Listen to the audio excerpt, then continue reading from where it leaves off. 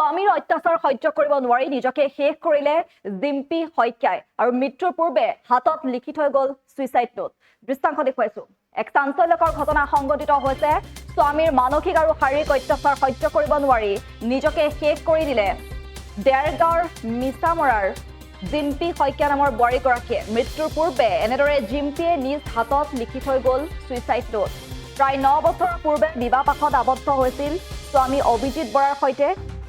আৰু স্বামী অভিজিত বৰাই দীৰ্ঘদিনৰ পৰা মানসিক আৰু শাৰীৰিকভাৱে অত্যাচাৰ চলাই আহিছিলে মহিলাগৰাকীক, আৰু যাৰ বাবে এনেদৰে নিজকে শেষ কৰি দিলে মহিলাগৰাকীয়ে জিম্পি শইকীয়া নামৰ বোৱাৰীগৰাকী। আৰু মৃত্যুৰ পূৰ্বে জিম্পিয়ে নিজ হাতত লিখি থৈ গ'ল সুইচাইড নোট, আৰু সেই হাতত লিখি থৈ গ'ল মোৰ মৃত্যুৰ একমাত্ৰ কাৰণ হৈছে মোক কৰা বেয়া ব্যৱহাৰ, মোৰ গালত থকা চৰমৰা চিন, আৰু এই সকলোবোৰ কৰিছে এনেদৰে মোক শাস্তি দিছে অভিজিত বৰাই।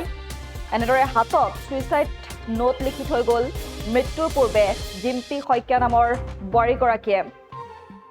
আৰু এই ঘটনা এতিয়া তীব্ৰ চাঞ্চল্যৰ সৃষ্টি কৰিছে। প্ৰায় 9 বছৰ পূৰ্বে যিহেতু বিবাহপাশত আবদ্ধ হৈছিল স্বামী অভিজিত বৰাৰ সৈতে, জিম্পিৰ পৰিয়ালৰ লোকৰ অভিযোগ অনুসৰি স্বামী অভিজিত বৰাই নিজ পত্নীক শাৰীৰিক আৰু মানসিকভাৱে নিৰ্যাতন কৰে।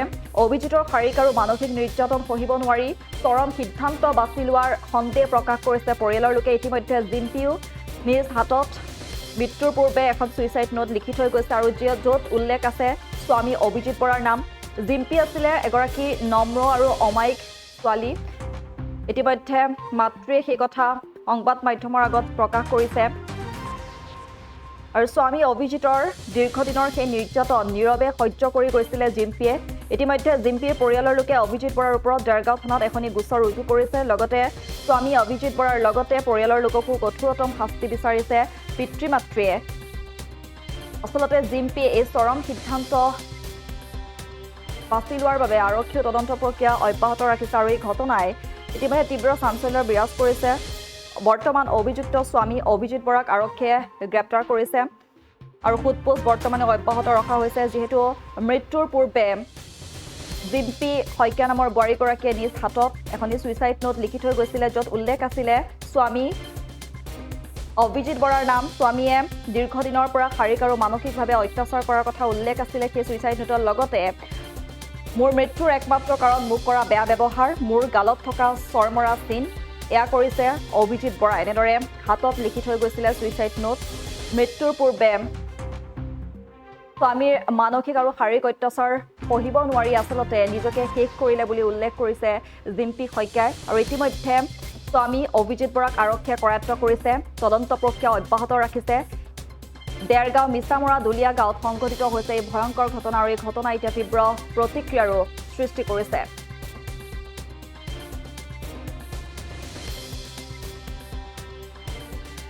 ন্যায় বিচাৰ ছোৱালীজনী যাতে ন্যায় পাওক। বহুত ঠাণ্ডা ভাল ছোৱালী আছিলে, সকলোৱে ইমান ধুনীয়া মানে ফুলৰ দৰে আছিলে। সেই ছোৱালীজনীক ইমান অত্যাচাৰ কৰি মাৰিলে মানে কি ক'ম ছোৱালী মানে বিয়া দিবলৈকে ভাল গম পাইছে। ন্যায় লাগে চিনি পাবলৈকে টান। ন্যায় লাগে মুঠতে ন্যায় দিয়ক ভগৱানে, আৰু চৰকাৰে সকলোৱে ন্যায় দিয়ক ছোৱালীজনী। আমি বিচাৰিছো